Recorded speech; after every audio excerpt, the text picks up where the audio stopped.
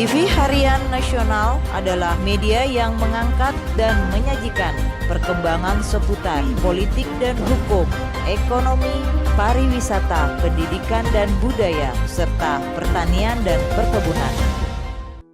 Persidangan terkait rancangan Undang-Undang Haluan Ideologi Pancasila atau RUU HIP yang sedianya direncanakan bakal digelar Rabu 22 Juli hari ini akhirnya ditunda.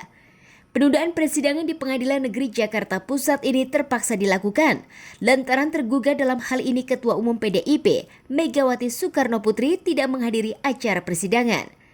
Tak hanya Megawati Soekarnoputri, tergugat lainnya yakni Joko Widodo atau Jokowi dan Kepala BPIP Yudian Wahyudi pun tak nampak di lokasi atau area persidangan. Atas mangkirnya para ketiga tergugat terkait RUU HIP, Ketua Majelis Hakim yakni Agung Suhendro mengatakan menunda persidangan hingga 5 Agustus mendatang. Dari Jakarta, Tim Liputan melaporkan. Yang pertama, walaupun mereka sudah terima, belum bisa dikatakan patuh atau tidak patuh. Tapi nanti kalau sudah panggilan kedua, tidak datang juga, itu baru kita bisa klasifikasikan tidak mematuhi panggilan yudikatif atau CQ pengadilan. Tapi kalau pertama tidak hadir, itu masih lumrah. Begitu.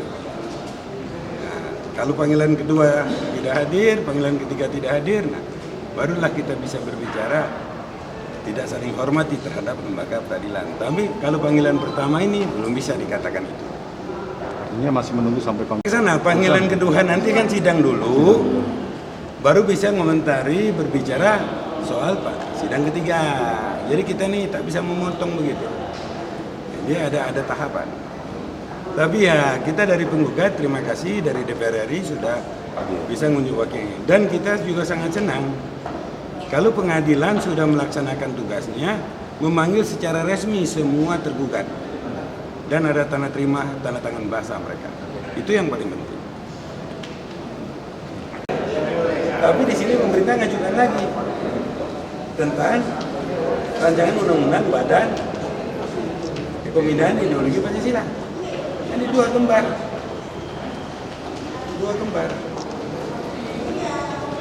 Semestinya pemerintah mengajukan yang rancangan ini batalkan dulu yang Undang-Undang Haluan Ideologi Pancasila itu mau merubah Pancasila dari 5 sila menjadi trisila.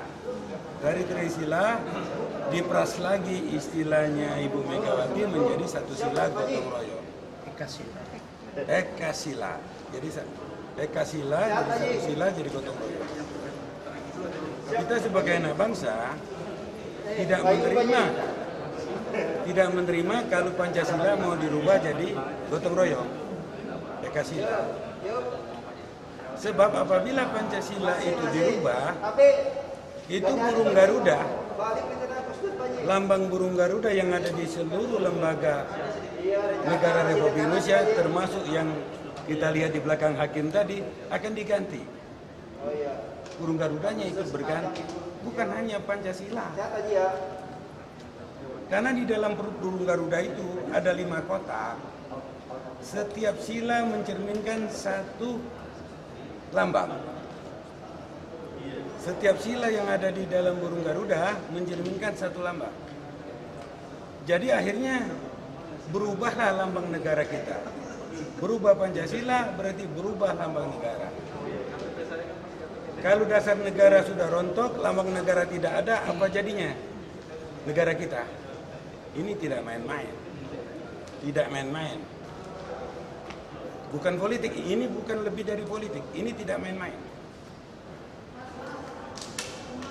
Karena nanti akibatnya seluruh burung Garuda mulai dari Istana Negara, yang ada di Mahkamah Agung, di belakang gedung pengadilan, turun semua ganti gotong royong. Mana mungkin itu? Mustahil. Itu namanya rancangan undang-undang naif. Untuk bisa diterapkan. Naif. Kenapa saya katakan begitu? Sampai ke uang rupiah yang ada di kantong kalian tak berlaku karena lambangnya burung Garuda Pancasila. Uang Republik itu Kalau tidak ada lambang burung Garuda Pancasila, bukan uang Republik Indonesia. Main-main nggak, tak bisa main-main. Ini bicara hanya sila, bukan sederhana itu. Bukan sampai di situ saja. Paham maksud saya? Jadi apabila Pancasila, jadi niat merubah sila-sila dari 5 sila menjadi trisila, menjadi 1 sila. Ini namanya sama dengan merobohkan negara. Iya, itu fondasi berdirinya negara. Pancasila itu fondasi berdirinya negara Republik Indonesia. Dengan adanya Pancasila baru lahirlah burung Garuda Pancasila, lambang negara lahir. Sudah lambang negara lahir, barulah lahir konstitusi Undang-Undang Dasar 45. Maka Pancasila ditaruh di pembukaan, bukan ditaruh di batang tubuh tempatnya. Karena dasar membuat Undang-Undang 45 itu Pancasila. Dasar membuat lambang negara itu Pancasila. Lambang negara burung Garuda. Jadi kalau dirubah jadi 3 sila atau eka sila, Undang-Undang Dasar 45 jadi berubah, burung Garuda jadi tak bermakna, burung Garuda Pancasila jadi tidak bermakna. Ya. Dasar negara kita batal semua sumpah anggota DPR itu. Karena sumpah DPR mau jadi duduk di parlemen, mewakili, mengatasnamakan Dewan Perwakilan Rakyat Republik Indonesia, berpedoman dengan Pancasila dalam sumpah jabatan dia. Ternyata dia mau berubah, berarti dia melanggar sumpahnya. Termasuk sumpah advokat. Kami ini patuh dan taat kepada Pancasila dan Undang-Undang 45, itu sumpah kami. Pakai Al-Quran. Begitu. 2 minggu cukup itu untuk proses panggilan 3 hari untuk bahkan untuk menunjuk kuasa hukum. Kalau dari presiden kan kuasa hukumnya tidak sulit, dia bisa menunjuk menteri hukum dan HAM. Karena pembantunya banyak, para pakar, para ahli, tidak sulit. Nah, BPIP juga begitu kan, badan itu tidak sulit menunjuk kuasa hukum. Terbukti dari DPR kan sudah menunjuk dia, menunjukkan, membuktikan bahwa panggilan sidang itu hadir. Tapi kalau abang melihat ini Tadi secara resmi surat panggilan kepada DPR diterima, kuasa hukumnya hadir, namun belum dilengkapi oleh surat kuasa yang resmi.